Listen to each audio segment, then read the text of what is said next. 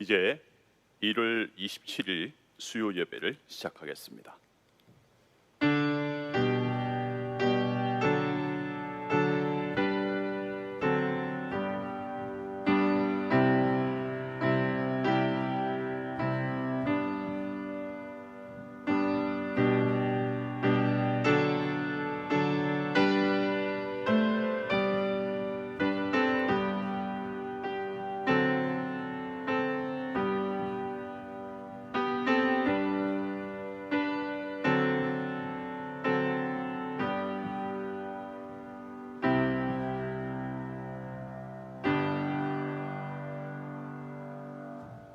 사도신경으로 우리의 신앙을 고백합니다.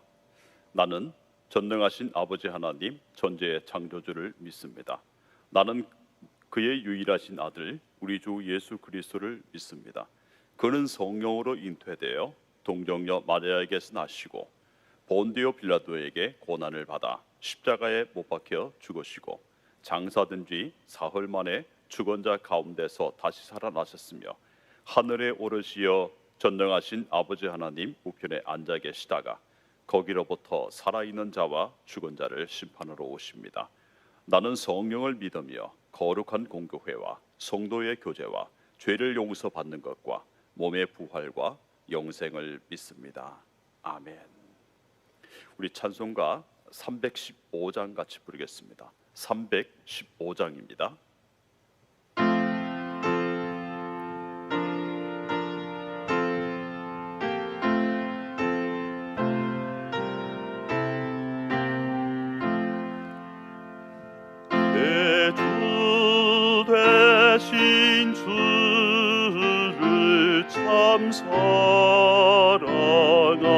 사랑하고 또 그에게 죄를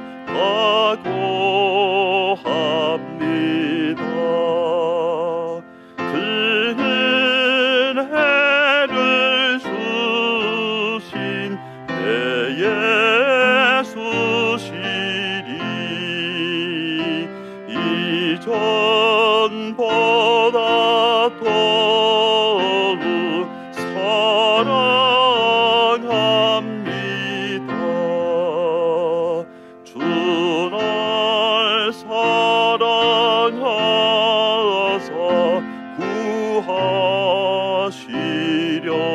구하시려고 저 십자가 고난 당하셨도다. 그가 시관 쓰신 내 주 배우니 이전보다 더욱 사랑합니다. 내 평생에 힘쓸 그 큰 의무는 주 예수의 덕을 늘 기림이라.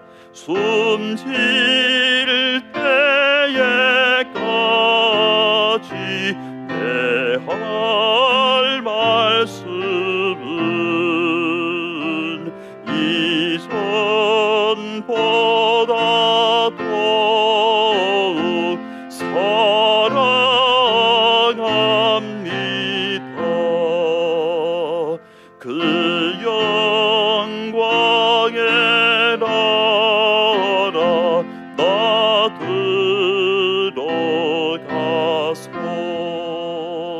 그 풍성한 은혜 늘 감사하리.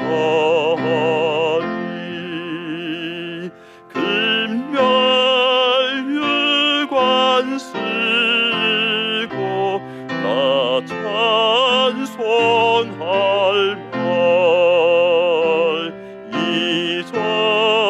이전보다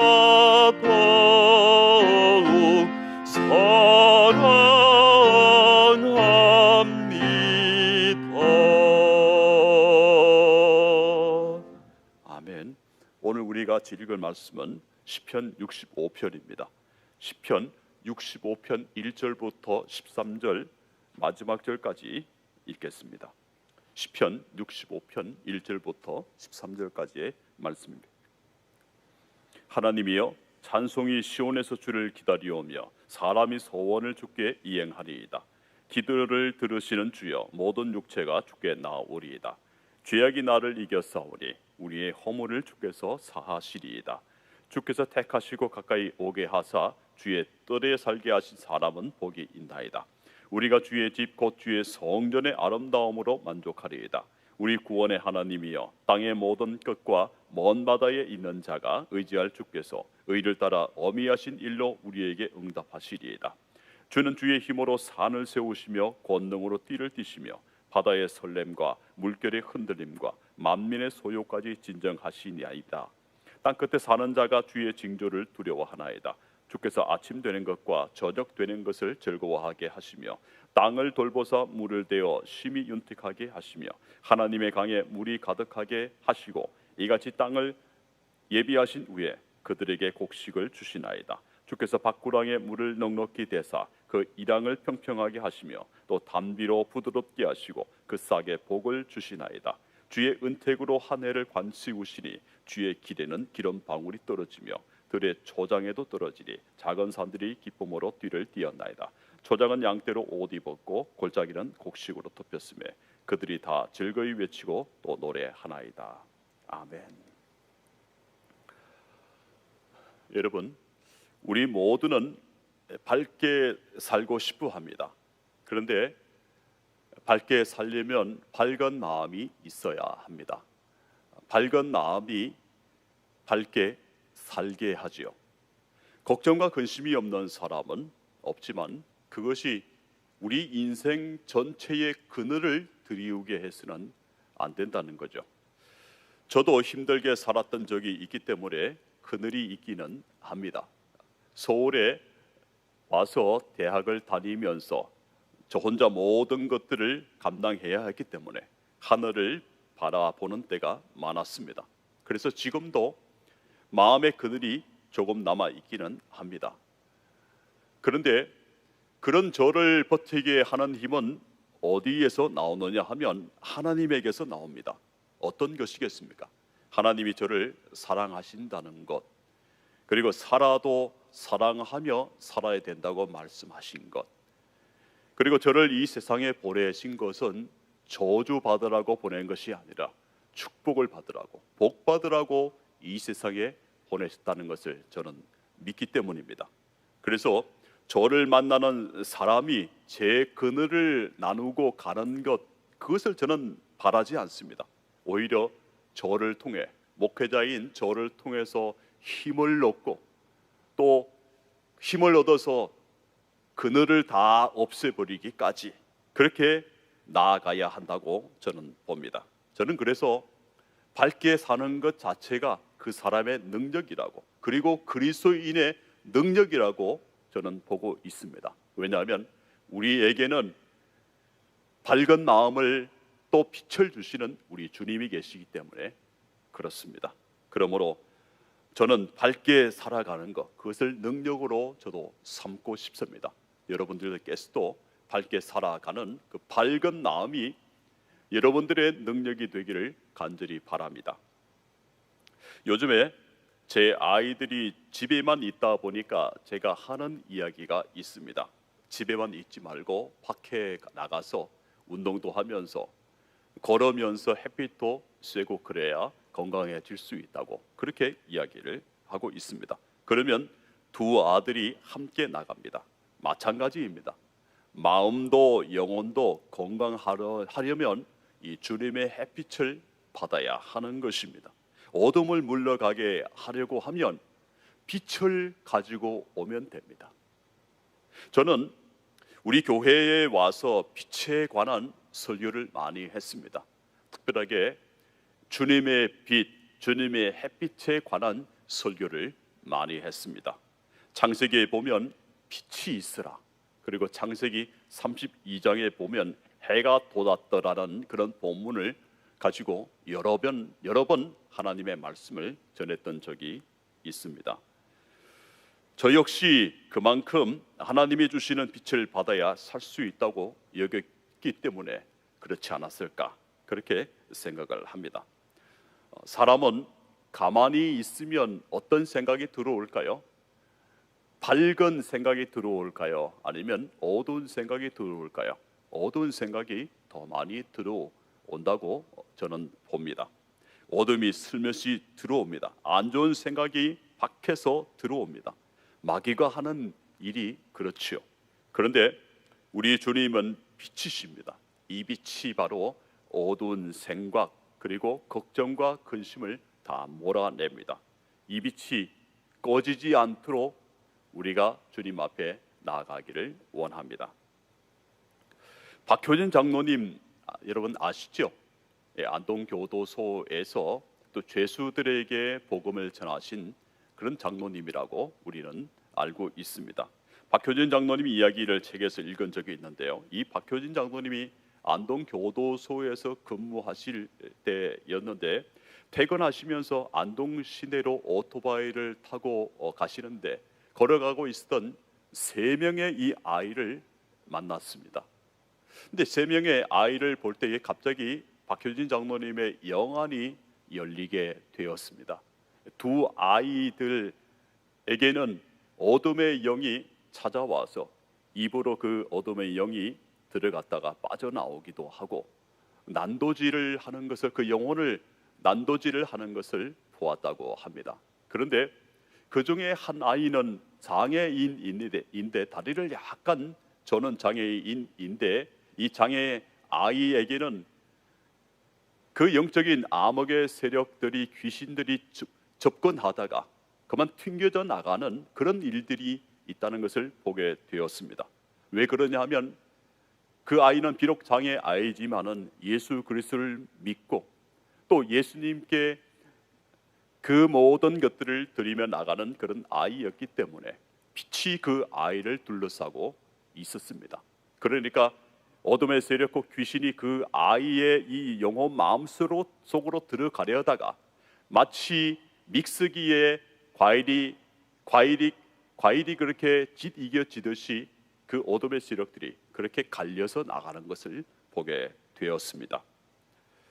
예수님을 믿는 이는 이렇게 보호받는다는 것을 저는 그 책을 통해서, 그 이야기를 통해서 더욱더 확실하게 알게 되었습니다. 그렇습니다. 우리는 어둠의 자녀가 아니라 빛의 자녀입니다.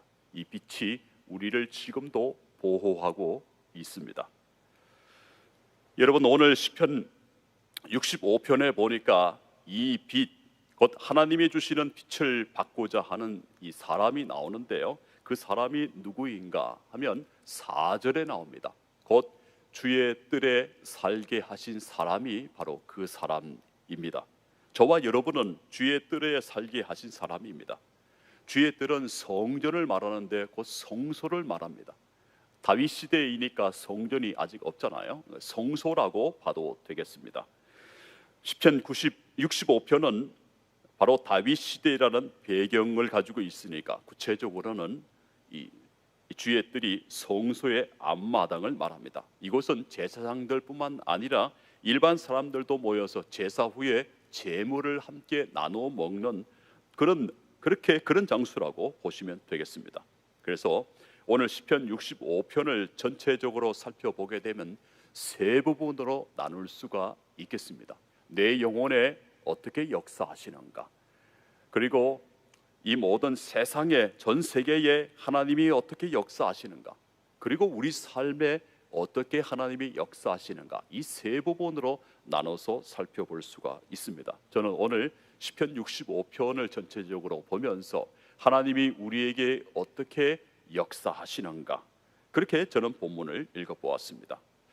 다시 시편 65편을 나누게 되면 1절부터 4절까지는 성전에서 찬송과 기도를 드리고 있고 응답을 받습니다. 내 영혼에 어떻게 역사하시나로 보았다고 말씀드렸습니다. 5절과 8절에서는 창조주 하나님을 찬송합니다. 그래서 전 세계에 하나님이 어떻게 역사하시는가, 그리고 9절부터 13절에서는 이 농사를 소재로 이야기를 하는데요. 그래서 농사 가운데서도 이 기후 가운데서도 하나님이 통치하신다, 그것을 말하고 있습니다. 그래서 저는 우리 삶에 어떻게 역사하시나 그렇게 보았습니다. 왜냐하면 농사를 짓는다고 하니까, 농사라는 부분이 나오니까 저는 그렇게 보았습니다. 시편 65편은 다윗의 시입니다. 다윗은 3절에 보니까 이렇게 말씀하고 있습니다. 죄악이 나를 이겨싸우니 우리의 허물을 주께서 사하시리이다, 이렇게 말씀하고 있습니다.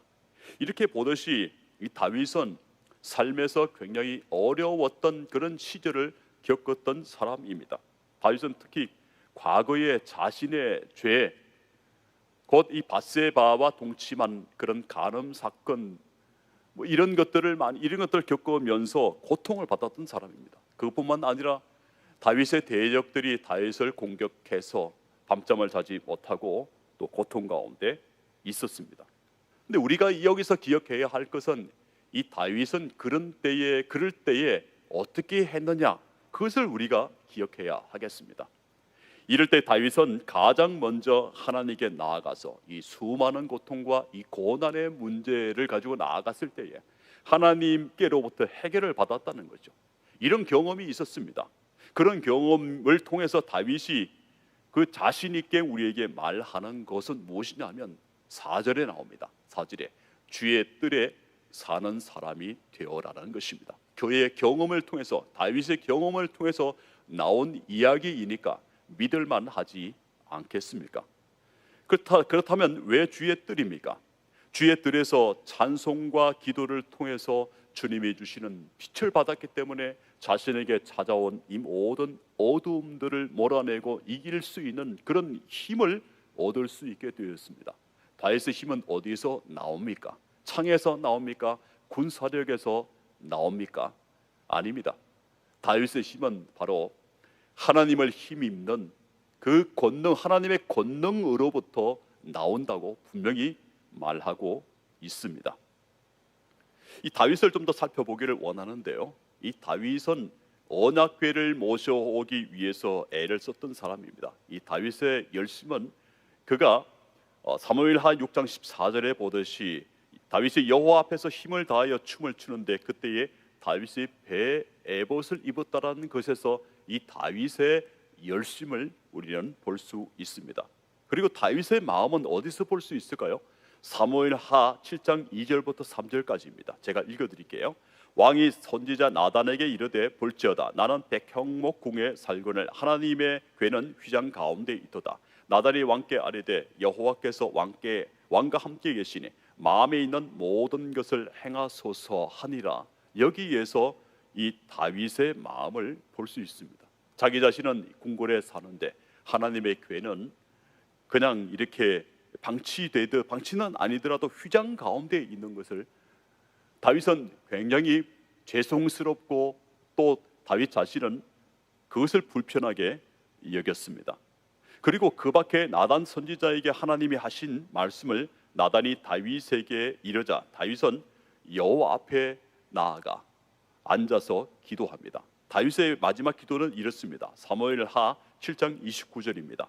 이제 청하건대 종의 집에 복을 주사 주 앞에 영원히 있게 하옵소서. 주 여호와께서 말씀하셨사오니 주의 종의 집이 영원히 복을 받게 하옵소서 하니라 하면서 늘 이 다윗은 늘 성소 가운데, 성전 가운데, 주의 뜰 가운데 나아가는 것을, 그리고 사모하고 또 사모하고 문제가 있을 때마다 그 앞에 나아갔던 사람입니다.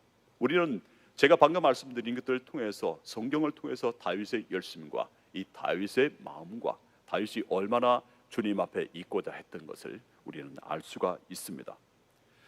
그런데 우리가 여기서 살펴보아야 할 것은 다윗이 주의 뜰을 멀리하게 될 때에 이 다윗에게 위기가 찾아왔다는 것입니다. 인생의 위기가 찾아왔습니다. 어떤 위기일까요? 밧세바 사건입니다. 3절에 보니까 죄악이 나를 이겨싸우니라고 합니다. 죄악이 나를 이겼사오니. 그래서 다윗은 시편 51편 3절과 4절에서는 어떻게 이야기하느냐 하면 이렇게 이야기합니다. 물론 나는 내 죄가를 아오니 내 죄가 항상 내 앞에 있나이다. 내가 주께만 범죄하여 주의 목전에 악을 행하여 싸우니라고 자신을 솔직하게, 자신이 행한 것을 솔직하게 자백하고 있습니다. 그러는 가운데 이 다윗은 가장 큰 기도를 합니다. 그게 뭐냐 하면 시편 51편 11절에 나옵니다. 나를 주 앞에서 쫓아내지 마시며 주의 성령을 내게서 거두지 마소서입니다. 나를 주 앞에서 쫓아내지 마시고 주의 성령을 내게서 거두지 마소서, 내게서 거두지 마소서라고 이렇게 하고 있는 것입니다. 여러분, 주님 앞에 쫓겨나고 주의 성령이 거두어지면 찾아오는 것이 어떤 상태이겠습니까? 사울을 보면 알 수 있죠. 사울이 주님께 버림을 당하고 주의 성령이 거두어지니까 오히려 그 자리에 악령이 찾아와서 역사하는 것을 이 다윗은 분명하게 보았습니다. 그러므로 다윗이 가장 두려워했던 것은 하나님께 버림받는 것, 주의 성령께서 거두어지는 것, 성령께서 역사하지 않으시는 것, 주의 뜰에 나가지 못하는 것, 하나님이 나를 멀리하는 것, 그것을 가장 두려워했습니다. 이런 다윗의 마음을 잘 표현한 유명한 말씀이 있는데요, 이 고라 자순의 시입니다. 다윗의 마음을 잘 표현한 것, 시편 84편 10절인데요 시편 84편 10절 제가 읽어드리겠습니다. 주의 공정에서의 한날이 다른 곳에서의 첫날보다 나은즉 악인의 장막에 사는 것보다 내 하나님의 성전 문지기로 있는 것이 좋사오니 라고 하고 있습니다. 악인의 장막에서 첫날을 사는 것보다 주의 성전 성소의 문지기로 한날을 사는 것이 더 낫다는 것입니다. 비록 고라 자순의 시이지만 우리는 여기서 다윗의 마음이 어떠하다는 것을 알 수가 있습니다. 그래서 4절에 보면, 오늘 시편 56편 65편 4절에 보면 주께서 택하시고 가까이 오게 하사 주의 뜰에 살게 하신 사람은 복이 있나이다 라고 이 다윗이 고백하고 있는 것을 우리는 더 많이 이 가슴으로 이해할 수가 있는 것 아니겠습니까? 하나님은 우리에게 어떻게 역사하십니까? 4절에 보니까 택하시고 그리고 가까이 오게 하셨고 주의 뜰에 살게 하셨습니다. 이어령 교수님은 올해 86세신데요 이런 것을 다음과 같이 말씀하고 있습니다. 제가 읽어드리겠습니다. 해가 뉘엿 질 무렵에야 겨우 포도밭에 왔는데 나에게도 똑같이 품삯을 주시는 하나님, 뒤늦게 왔는데 앞장을 서는 하늘나라, 이런 횡재가 어디 있겠는가? 내가 늦게 왔지만 하나님께 정말 감사드리고 그동안 못한 일을 하면 틀림없이 성경의 그 포도원 주인처럼 나에게도 같은 은혜를 주실 거라는 생각이 든다라고 그렇게 말하고 있습니다. 이게 무슨 말이냐면 이 어령 교수님은 아주 늦게 예수님을 믿었잖아요. 그래서 예수님을 믿는다는 것은 이 어령 교수님에게는 인생의 가장 큰 횡재요, 가장 큰 은혜요, 가장 큰 복이라는 것입니다. 그러면서 이어령 교수님은 이렇게 이야기합니다. 신앙 앞에서는 지식도 지위도 돈도 아무런 의미가 없다고 그렇게 이야기하고 있습니다. 돈이 많다고 해서 예수님을 믿을 수 있는 것도 아니고, 지위가 높다고 해서 예수님이 초청하시는 것도 아니고, 또한 지식이 많다고 해서 하나님을 알 수 있거나 믿을 수 있거나 예수님을 알 수 있거나 그렇게 할 수 없다는 것입니다. 그러므로 여러분, 우리가 예수님을 믿게 된 것은 은혜 중에 은혜요, 또한 인생에서 가장 큰 은혜요, 이어령 교수님의 말에 따르면 가장 큰 횡재를 한 것이고 또한 가장 큰 복을 받은 것입니다. 그래서 제가 4절을 다시 읽어드리면, 주께서 택하시고 가까이 오게 하사 주의 뜰에 살게 하신 사람은 복이 있나이다. 우리는 지금까지 이 하나님의 말씀을 통해서 이 말씀을 새롭게 이해할 수 있게 되는 것 아니겠습니까?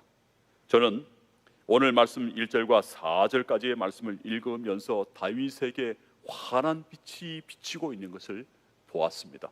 허물의 사함을 받는, 죄에 눌려서 왔지만은 죄의 뜰에서 하나님을 만나는 것을 통해서 환한 빛이 비치니까 이 죄 사함, 죄를 사함 받았다는 것을 알게 되고 그런 것이 아니겠습니까? 여러분, 다윗에게 환한 빛이 비치고 있습니다. 이게 바로 우리 인생이어야 합니다. 우리 인생에도 이런 빛이 환하게 비춰져야 하는 것 아니겠습니까? 우리 인생의 목표는 무엇일까요? 저는 주님을 온전히 닮는 것이라고 봅니다. 궁극적으로는 주님과 같이 되는 것입니다. 오늘 말씀 1절에 보니까 찬송이 시온에서 주를 기다리오며 라고 합니다. 찬송이 시온에서 주를 기다린다. 이 말씀이 좀 이상하지 않습니까? 찬송이 주님을 기다린다 이렇게 말하고 있습니다. 여기서 그런데 여기서 기다린다는 것은 닮다는 뜻이 있고 또 마땅하다는 그런 뜻이 있습니다. 찬송이 주님께 마땅합니다 이렇게도 말을 할 수 있습니다.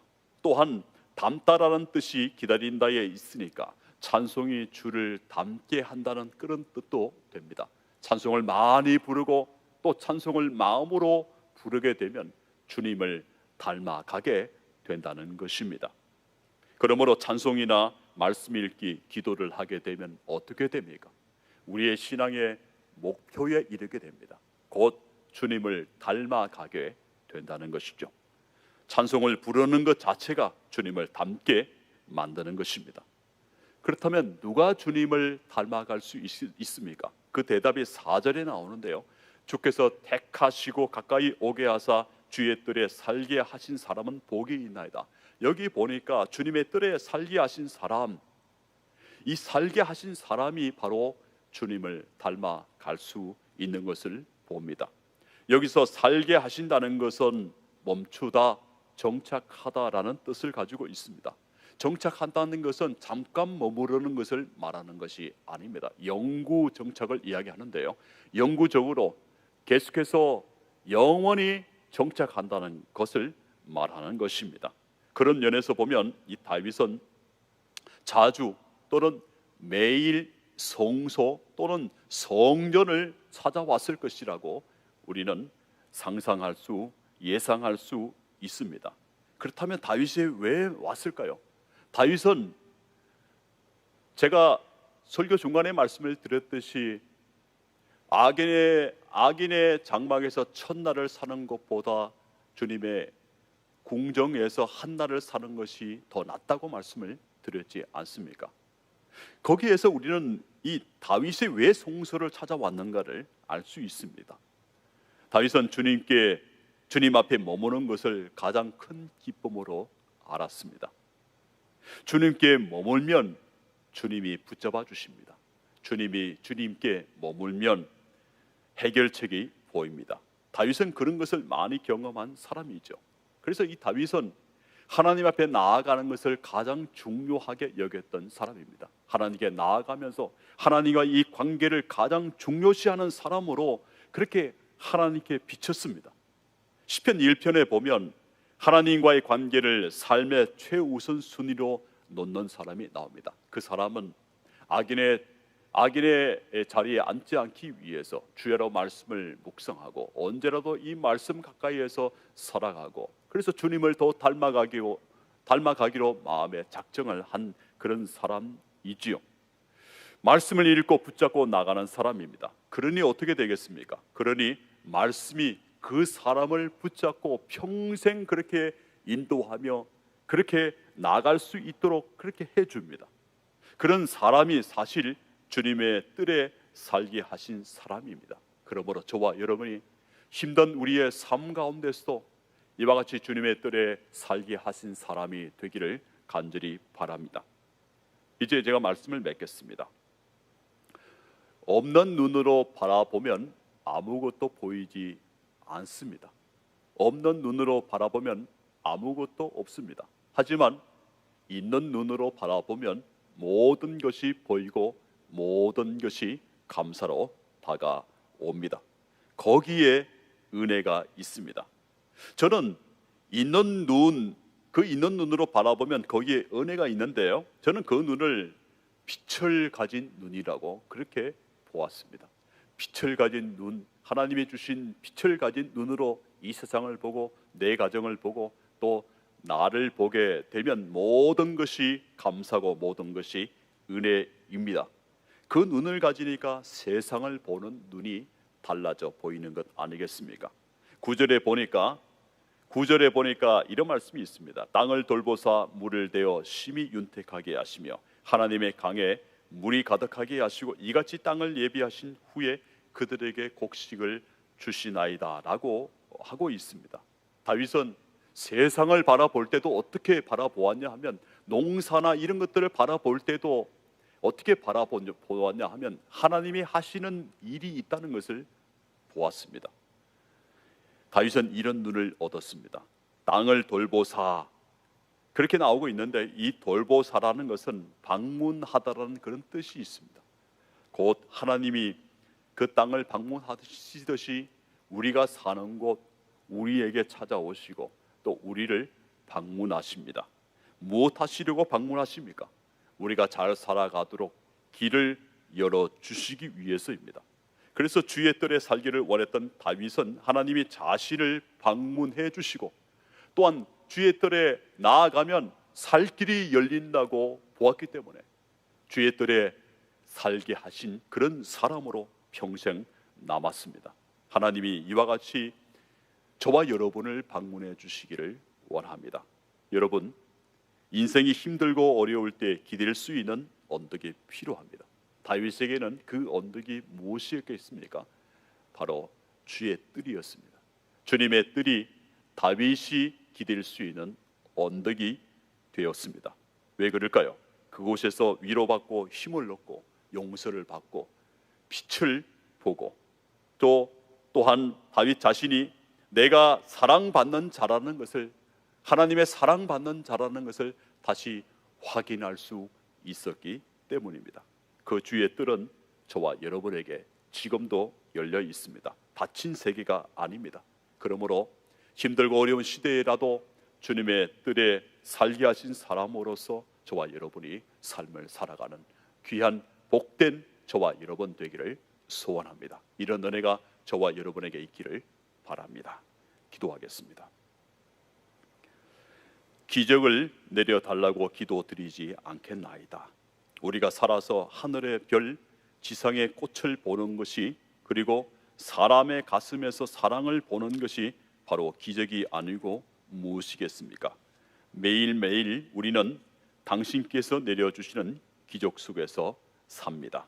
그러니 기적이 아니라 당신께서 주신 그 기적들을 거두어 가지 마시기를 진실로 기도합니다. 예수 그리스도 이름으로 기도합니다. 아멘. 우리 이 시간에 함께 기도하기를 원합니다. 통성으로 기도합시다. 우리 교회가 전진하는 교회 될 수 있도록, 또 제5대 담임 목사님 청빙이 잘 이루어질 수 있도록 해 주옵소서. 그리고 오늘 말씀을 기억하시면서 주님이 내 삶에 방문하셔서 하나님이 하시는 일을 내 눈으로 볼 수 있도록 인도하여 주옵소서. 빛이 가득한 삶 될 수 있도록, 빛이 가득한 가정이 될 수 있도록, 빛이 가득한 이 나라 이 땅이 되게 하여 주옵소서. 주님의 방문을 기다리면서 함께 주여 한번 부르고 통성으로 기도하겠습니다. 주여! 주님, 그렇습니다.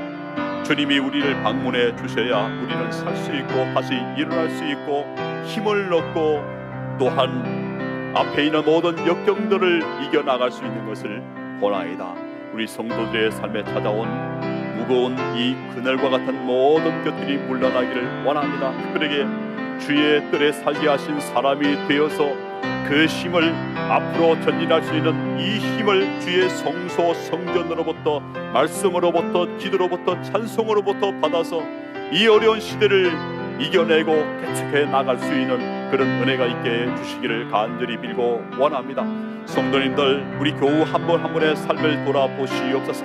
그래서 그 자리에서 풍성히 얻을 수 있도록 인도하실 뿐만 아니라 주님을 닮고 주님을 의지할 수 있는 이 모든 주의 뜻을 확보해 나가는 귀한 한 사람 한 사람 될 수 있도록 도와주시기를 간절히 빌고 원합니다. 우리의 자녀들, 우리의 남편과 아내, 가정과 또 사업과 산업들, 직장을 붙들어 주시고 우리 모든 자녀들의 이 대학 입시와 관련해서도 우리 하나님께서 환하게 대학 모든 문들을 열어주시기를 간절히 빌고 소원합니다. 아버지 하나님, 우리의 삶이 어렵지 않도록 방문해 주셔서 세우시고 열매 맺을 수 있도록 도와주시기를 원합니다. 주의 성령을 충만하게 부어주셔서 하나님을 멀리하거나 또한 주의 뜻을 멀리하는 일이 없도록 저희 모두를 주께서 성령으로 인도해 주시기를 간절히 빌고 소원하나이다. 주님의 뜰에 거하는 사람 되게 하여 주옵소서. 그래서 하나님 원하시는 기뻐하시는 모든 삶이 될 수 있도록 주장하십니다. 그렇게 되기를 원합니다. 우리 교회가 전진하는 교회 되기를 원합니다. 그렇게 되기 위해서 제5대 담임 목사님을 모시기 위해서 청빙 과정 중에 있습니다.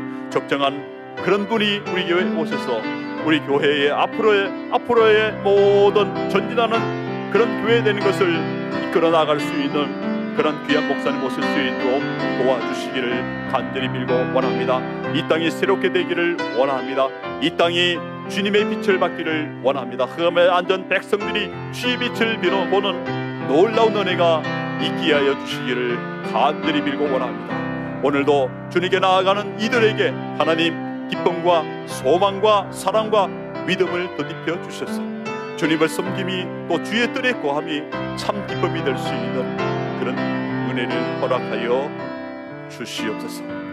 감사를 드리며 예수 그리스도 이름으로 기도하옵나이다. 아멘.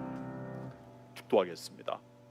지금은 우리 주 예수 그리스도의 은혜와 하나님 아버지의 그 크신 사랑하심과 성령님의 교제교통 충만케 하심 함께 하심이 오늘 말씀을 듣고서 주님의 뜰에 사는 그런 사람으로 평생 남기를 원하는 한 분 한 분 위에 그 산업과 기업과 가정 위에 주께서 피 흘려 값주고 사신 우리 교회 위에 이제로부터 영원토록 함께 하옵시기를 간절히 축원하옵나이다. 아멘.